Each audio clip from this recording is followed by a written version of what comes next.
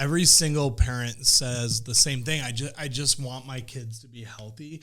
But the reality is that health isn't something that just happens. Healthy kids are built. I really believe that. Right. And here's the cool thing is that healthy kids become healthy adults. Right. And like, that's the end goal, right? Is that we want to, when you're, and it's funny because we talk about this quite a bit and we've gone through, a few different stages of parenting. We haven't hit the full grown, you're out adulthood stage of parenting yet, but we've hit all these stages of parenting, like in the younger years. And parenting is so interesting because it's one of the most difficult things in that, like, you don't see the immediate return on the things that you're doing. I mean, like, to a certain extent, it's like, don't do that. Okay. Yes, sir. Like, yes, ma'am. Like, like whatever, like you can see that kind of thing, but you're like it's a long game. And like the investment that you're putting in, you're not going to figure out like, man, did I really mess that up until, sometimes they're in their 20s or their 30s, or they tell you something, in their 40s where you're like, oh my gosh, what are you talking about? How did that happen? And honestly, I'm sure you start to see the fruits of it. We see the fruits of it right now, even when our kids are young, like some of the investments that we made into them, but there's a lot of things that you're just really thinking, am I doing it right? Am I making the correct investment in this? Or am I screwing it up? Right. And so the health of your children is paramount. It's literally paramount. Well, as an adult, if we really look at this, the things that we worry about. So we worry about paying the bills, cars, this, that, insurance, house payment, yada, yada, yada. We work our whole lives for all those things. Right. But the reality is when people are on their deathbed, they don't go, man, I wish I had a Jag, not a Chevy. Yeah. They don't go, oh, I wish I had 10 grand more in the bank account or whatever, that the kids had $5,000 less of, college loans or whatever. They're like, that's not important. What's important is how much time do I have and do I get to be around my loved ones? And so if that's the end goal for an adult, then what does that look like? And I think so often we get caught up in this idea. Tell me if I'm wrong. We get caught up in this idea of... You're right. This is why I love her. No, but we get caught up in this whole idea of right now. They have a fever right now. Yep. They have an ear infection right now. They have this right now. Yep. And unfortunately, we don't realize that these decisions we're making in real time have, and you talk about no biological free lunch. Right. If you've ever heard us, you've heard Ashley say that, like, there's no biological free lunch. And what she means is, like, you can't make a decision today that doesn't extrapolate over time. The question is, are the effects of the decision you're making today creating the outcome you want over time, or are they creating outcomes you don't want? And antibiotics is, I think, a perfect example. Treating a fever is a perfect example that there are times that we do something in the interim because we want our kid to feel good right now. But what happens is we actually destroy their entire gut flora. We ruin their immune system. And I say we because I hate this for people, but when you give your kid an antibiotic, and if you don't, if you don't know it, it still happens.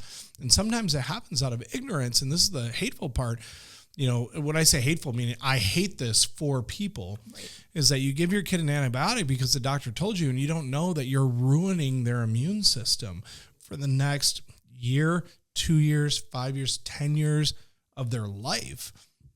So that being said, I think this conversation is, our goal is to have healthy, happy children, but our real goal, the real goal is we want them to be happy, healthy, successful adults. Yes. And we want them having healthy families. And I think the same way that we want our kids to do better financially, or maybe enjoy their jobs more, or whatever it is. I think if you're a parent, you get this, like, you're like, I just want them to do better. Yes. I just want them to do better, better than me, better than my dad. I hope I'm, and I talked to my dad this morning. It's not like, oh, I'm doing better than you. My dad's like, I'm proud of you. I'm proud of you, and I want better for you. Yeah. And we want that for our kids. But what does that look like when it comes to health? And are we always doing the thing in the moment? And here's the scary part: is you go into that whole, am I doing the right thing? Am I screwing them up?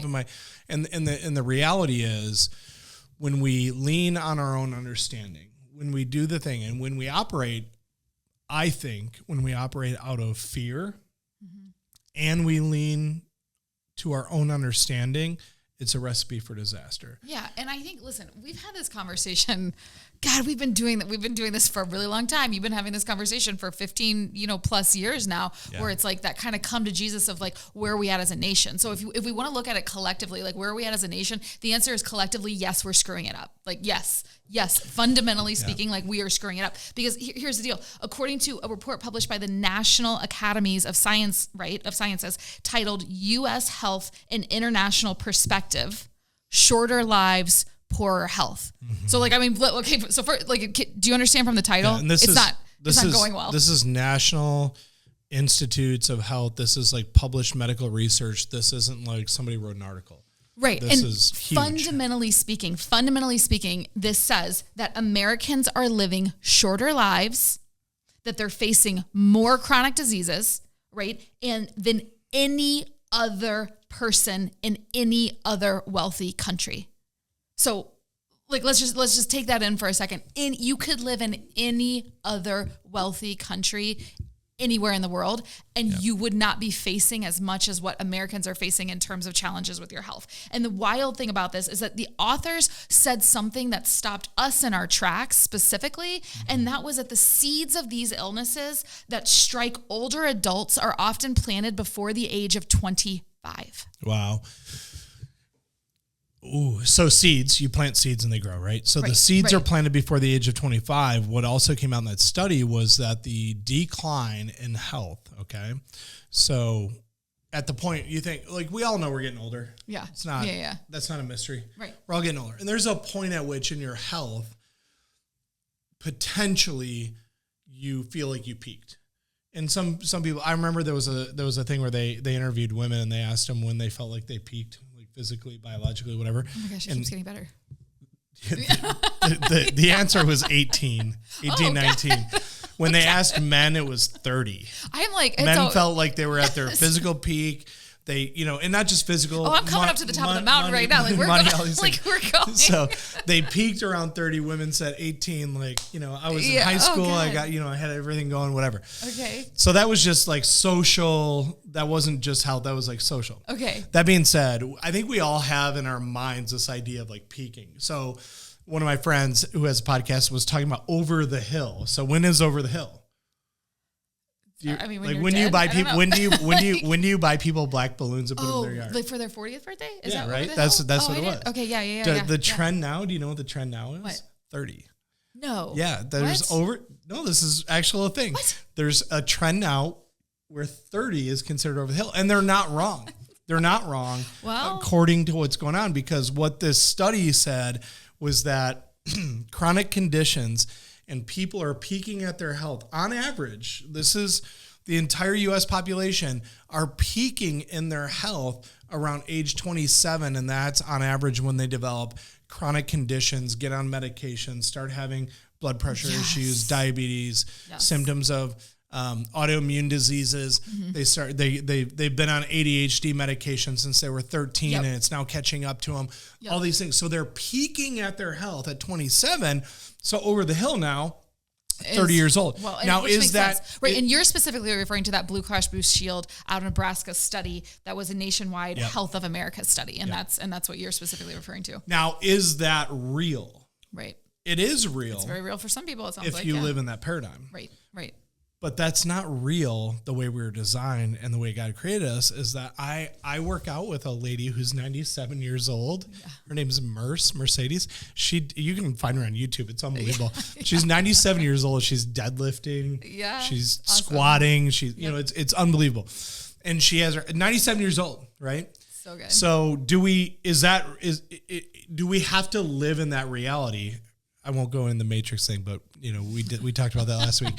Or can we live outside of this thing that's been created? Yeah. And then what does that mean for our kids? Because if you're living in the United States and the average age at health declines is 27, is that what you want for your kids? They just graduated college, for crying out loud. What, 5, 6, 7 years before, right? If they went to graduate school, they just graduated college 2 years before, and they're babies in their careers and they're babies in their families, and they might not even have babies yet. The age at which people are having babies is getting older, which means they're losing their health and they haven't even had children yet. Right. That's a whole nother conundrum. Right. Because of epigenetics and stuff that you're going to reproduce at a point when your health is actually starting to decline. That's not good. Mm-mm. So getting back to the main point, which is how do we create healthy future adults? Right. How your 2-year-old, 4-year-old, 6-year-old, 8-year-old, how do you do something right now that changes the outcome of their life, for their whole life?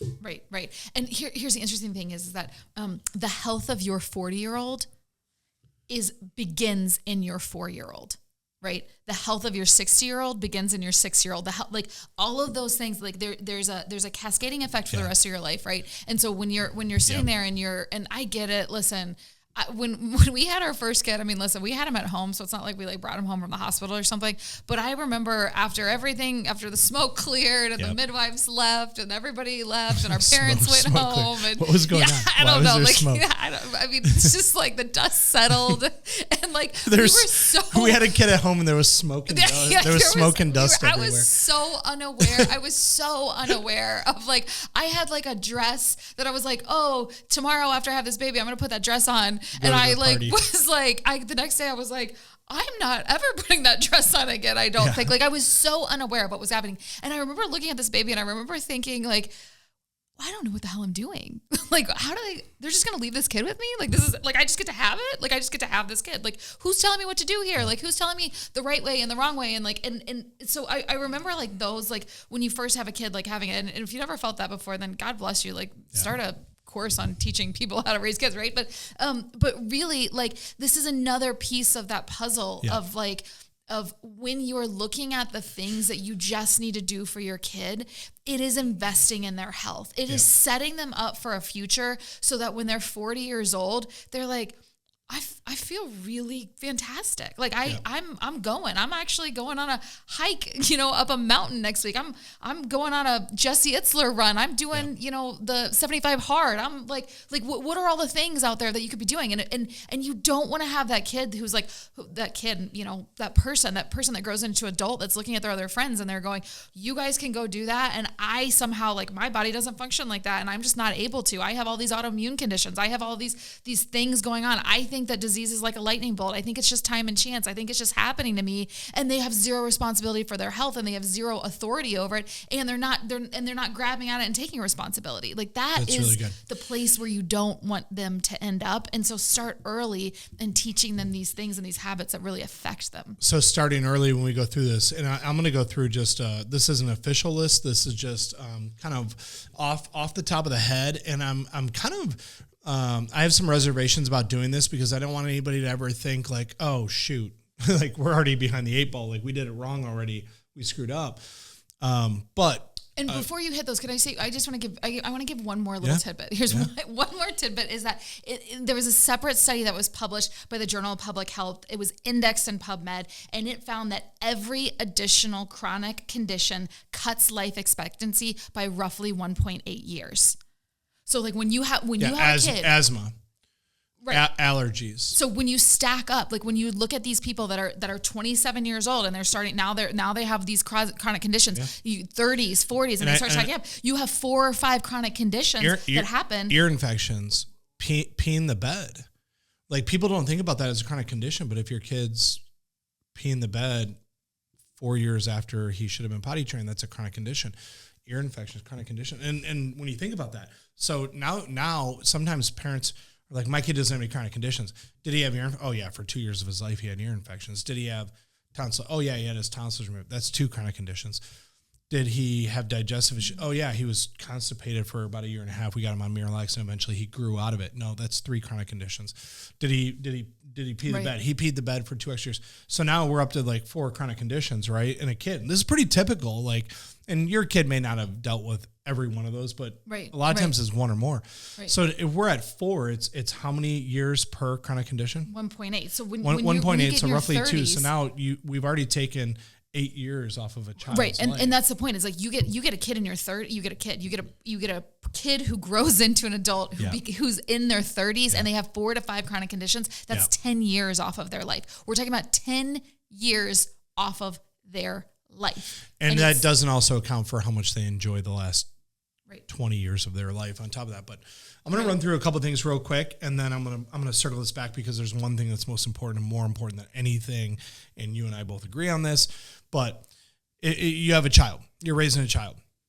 And, breastfeeding versus not breastfeeding. I understand there's some people who can't do that, but breastfeeding a child till age 8, at least a year, 18 months, even 2 years, substantially healthier children as they grow up.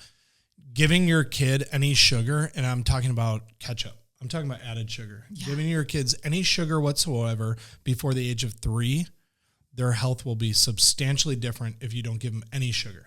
Right. Ice cream. I get it. Kids like ice cream. I know the grandparents are always like, oh, watch this. And the kids smile. But sugar. We go down this road, giving them even foods that are sweeter before foods that are bitter. Like these are all things that we did. We read that book that we loved was Super Nutrition. Super Nutrition for Babies. Yeah. Super Nutrition for Babies. And we learned a lot of this stuff. And actually, I think we did it right with our first and then maybe got worse where other people sometimes go the other way and their last one's the best one. Yeah. But all that being said,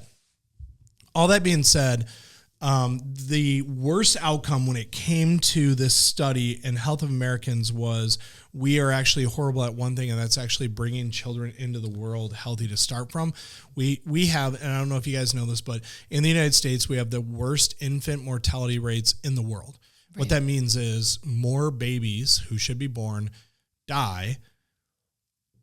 And I like, it's heavy to even say this, but more babies that should be born die in the United States than anywhere else in the world. And we are in Cincinnati, and I hate saying this, but one of the worst places in the country and in North America is actually Cincinnati, Ohio. And you can look this up. This is actual research. So we're not talking about the kids who don't make it. Now, let's just forget about that for a second. What does that mean? There are kids who do make it, and they went through something that unfortunately kids aren't making it, but they went through the same process, and there's something going on in the birth world that actually is traumatic, that's creating dysfunction, that your kid has colic. Colic's not normal. That's not a healthy kid. It's not a bad kid, but there's something. Your kid has ear infections at 2. That's not healthy. That's not normal. Doctors will tell you it's just an antibiotic. They have a little infection. They don't have an infection. They have something that's causing them to not experience life the way that other people are experiencing life. Your kid's constipated. So we go down this road. What's the number one thing I would ever do for my child? And it's not home birth.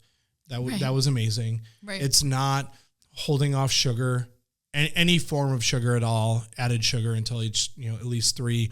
It's not breastfeeding for 18 months. Those are all amazing things. Right. And if you've done these, congratulations. That's amazing. The number one thing. I did them all and I still don't have my medal. It's not. You didn't get it. I haven't received it in the mail.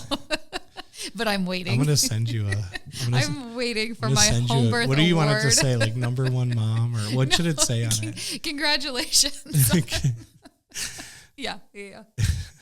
Keep going though. Keep going. The number one thing that I would do, and I'm saying this as a chiropractor, but I'm also saying this as a chiropractic patient who didn't start getting adjusted till he's 8 years old. The number one thing would be chiropractic care from birth. Within minutes, ideally, within hours, would be, great.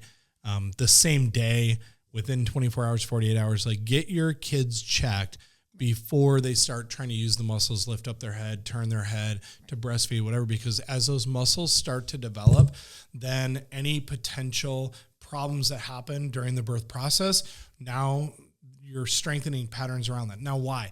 Why do we get kids adjusted right out of the gate? It's literally the number one health influence in the world. Yep. Vitamin D, vitamin C, zinc, not eating sugar, going vegan, whatever, has zero on your health as much as chiropractic does, because chiropractic, we're not actually, you understand that chiropractic has nothing to do with making your kid healthier. Your kid, and here's the crazy thing, we talked about this the other day, that some people think they're their healthiest, when they're born, and that, they go downhill. And I said, you haven't developed an immune system yet. Your muscles aren't strong yet. Your bones aren't dense yet. that your body grows. So your kids are actually their weakest and most fragile when they're born, but they have the largest life potential in them because ideally nothing's been interfered with yet. The brain, the spinal cord, the nerves are literally growing. I have a 14-year-old who's like almost as tall as me, and I'm blown away at like how much he's growing. Yeah. Like he's grown inches in the last few months over summer. It's like he's like a puppy that's just growing. Yes. And to see this life being expressed, right? So life is just being expressed. You got a kid who can't walk or talk. Next thing you know, they're walking and talking. Next thing you know, they're, you know what I mean? And you're just watching life happen. But where is life coming from? Right. It's being expressed through their nervous system. And one of the most like ridiculous, in my mind, almost criminal things that we've ever done is not tell parents that the most important system and the most important thing they could do for their kids is pay attention to their kids' nervous system, remove interference, and that they don't need drugs. I didn't need tubes in my ears. I didn't need wax earplugs to go to the swimming pool. It was so complicated. I was going to the pediatrician. I'm getting tubes. I got tubes in my ears, antibiotics on my throat, wax in my ears to go to the swimming pool, blah, blah. And it was like, and I started getting adjusted and the pressure started coming off the nerves. And I started to get regular, okay, in rhythm, regular. For our family, it was weekly. We went to the chiropractor every single week. It was typically for us, Saturday mornings were a time that we went there because dad was home from work, mom was home. We went. If not, it was usually like a Tuesday morning when we were real young, or it was after school when we were older, but we got regular adjustments. They were weekly. And I remember if we weren't at the chiropractor that week, there was a phone call on the message on Saturday morning. They're like, "Hey, Berlins, missed you guys this week. You know, I'm sure life's busy, but let's keep everybody on track." And I remember like that for my family was it. And it changed everything in terms of our health. And I think there's so many people out there, they're like, what do I do for my kids? And I'm doing that. And like, they have like parental anxiety about, do I give them a gummy supplement or a pill supplement? Do they liquid supplement? Do I give them elderberry syrup when they're sick, or have a fever, this fever, that, blah, blah, ear infections? What do I do? Blah, blah, blah. And it's like, no, just take them to a chiropractor once a week. Right. Take them to a chiropractor once a week, get them adjusted, and you'll be blown away. And it's not about a healthy 4-year-old. No. It's about, you said 4, 40, like 3, 30, 5, 50. Right. It's about, do you want a healthy 40-year-old? Do you want a healthy 30-year-old? Do you want a healthy 20-year-old? Right. What you do when they're 0 to 1 will affect how their health is when they're 10. Right. What you do between 1 and 2 affects how they are from 10 to 20. What you do, and if it's too late and you've missed and they're 14, it's not too late. Yeah. That's what corrective care is about. We can actually go back and actually start making corrective changes. It's wild because there's this normalization almost now of sickness in America. Like generally speaking, like you hear the old people, you hear old people when you go around, and like when I'm sitting at the kids' games and the grandparents, like not our parents, but you'll hear the grandparent section kind of talking, and they're going through their medication, they're going through the illnesses, they're going through, Joe Schmo that lives down the street and what happened to him, and then this person's wife, and then this, and and how it's all going. And there's a similar, I remember sitting at my oldest son when he was in kindergarten. We were standing outside, and the moms were like, there was a group of moms standing in a circle, and they were standing outside, and they were just talking about like all the issues, and their issues are different, right? But they're the same. Like their health issues, they're different. It's like the not pooping and the chronic spitting up and the this and the that and the like those conversations that they're kind of. I hate those. Right. Hate them. And it's such a the weird thing is that the ear infections, the eczema, the ADHD, like those things are all treated kind of like milestones, like in certain circles sometimes, right? And they're not normal. My kids dealt with that too. Right. What is it, 2? Oh yeah, mine did that at 2. Yeah, he went that, and then by the time he was 6, he was out of it, or that was totally like. And the thing is that like it's not normal. It might be common. There's a difference between common and normal. It's not normal. Yeah. It might be common, but it's not normal. But that is literally because interference in your nervous system is common.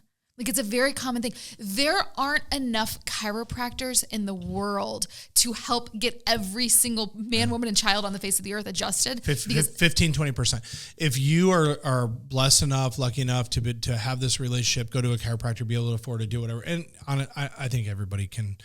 Right. I don't want to say everybody. If you can afford to go to Starbucks, you can afford to go to a chiropractor. Right. Absolutely.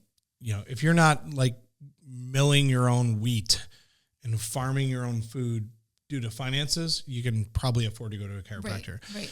And so here's the reality is there are people out there that haven't experienced this and they don't know what that's like. And we're talking about nerve system. We're talking about, you know, all this and they don't know the connections. I would encourage you guys, if this, like go back, we go through this in depth, go back, listen to past episodes. We'll go over nerve system. So for right now, when people get adjusted, when kids get adjusted, those kids growing up and what that looks like. And I think you're going this whole idea of like common, but not normal.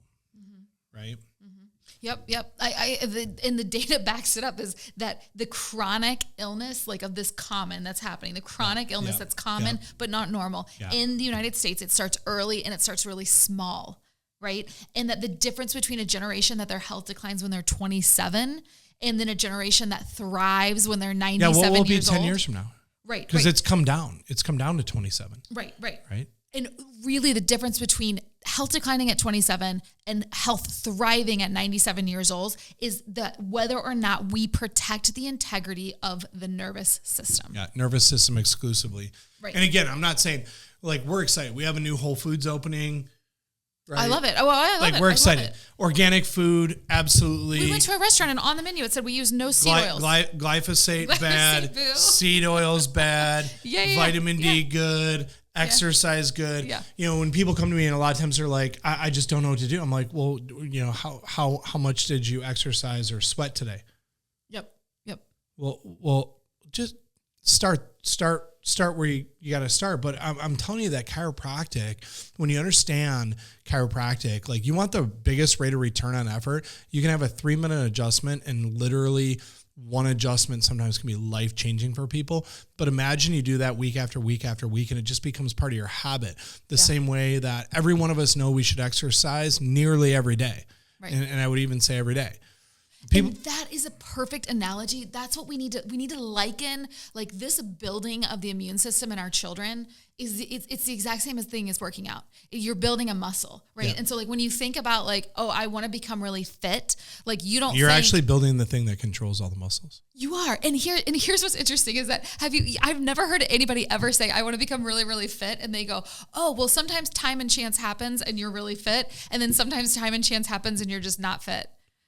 Somebody would look at you and go, are you insane? Yeah. No, you get fit when you go to the gym and you work out. Yeah, I'm trying to build health. Yeah.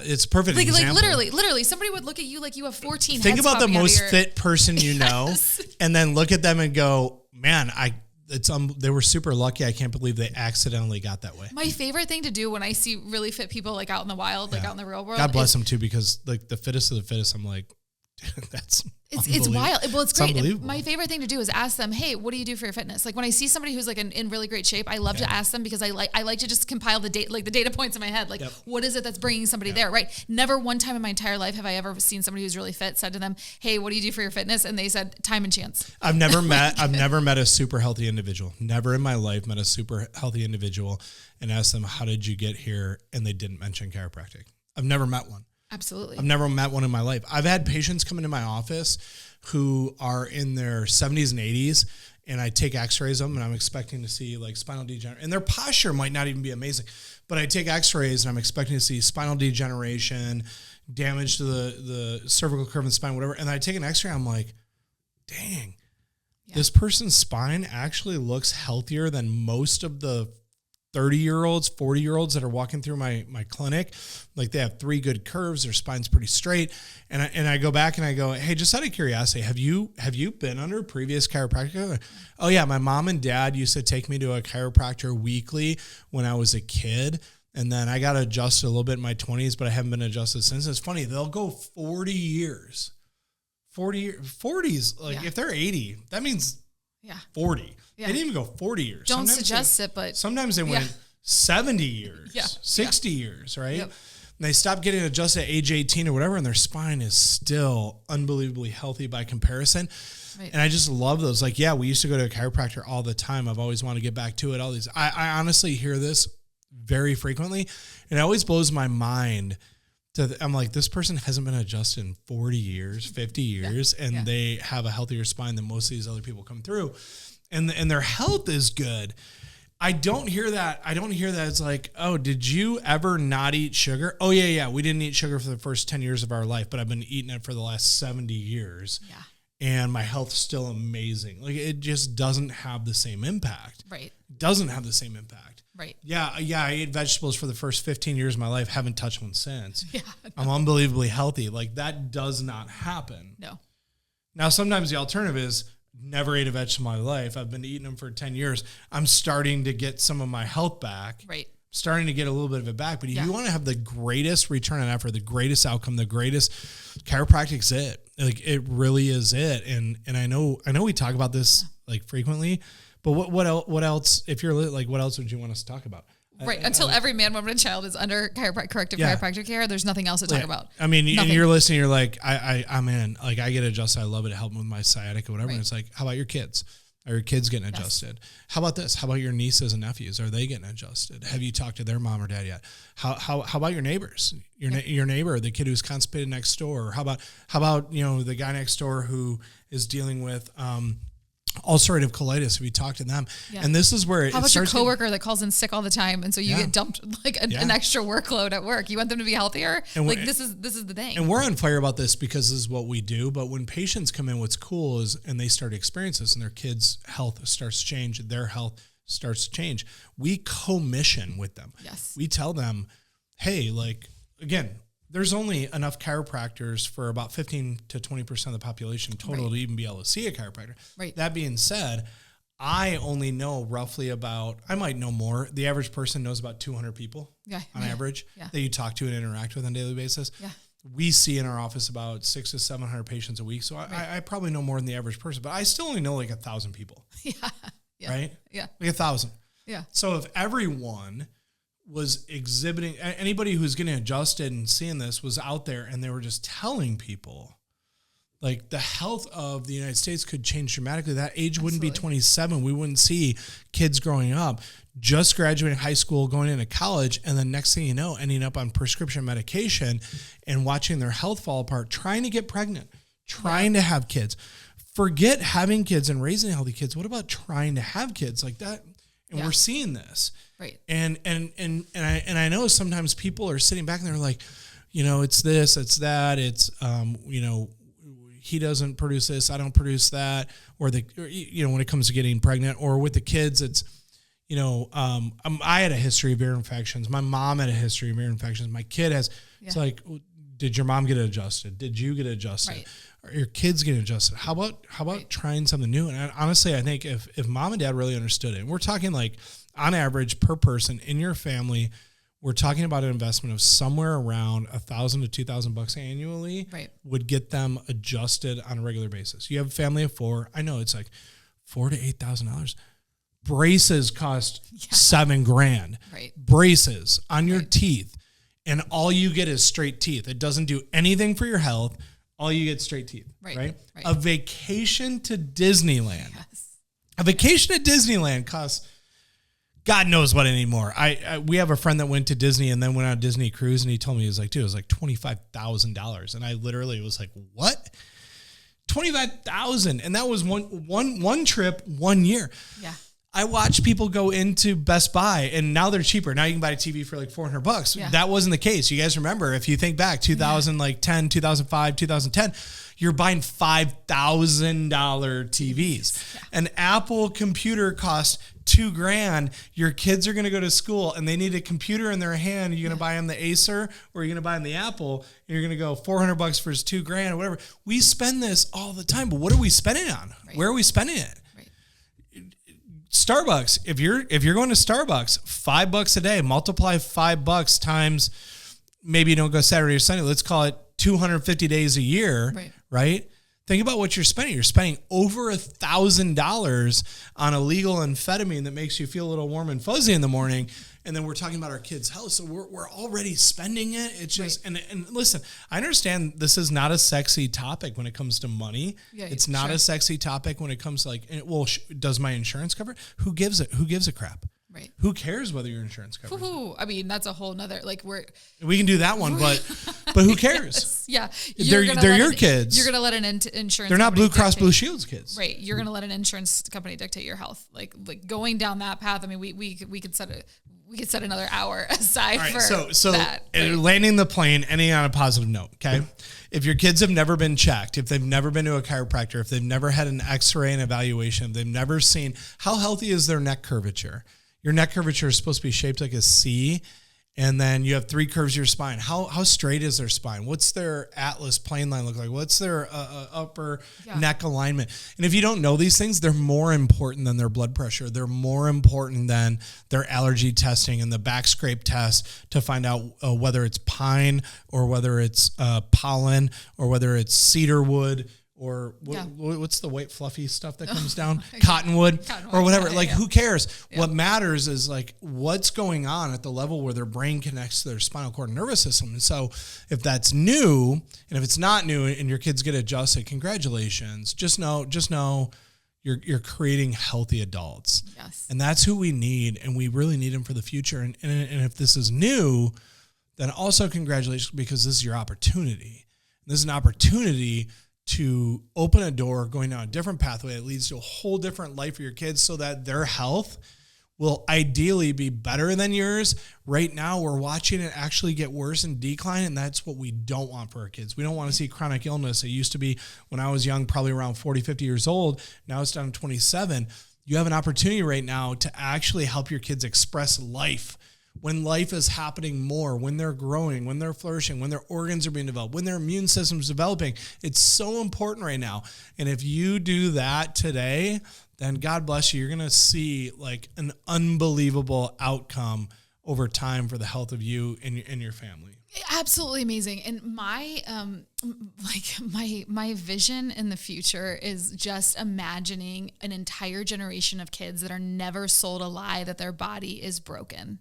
Right? That we have these children that grow up and they are clear, they're confident, they're connected, their mind is connected to their body, that they never learn to fear a symptom, that they only learn to steward health.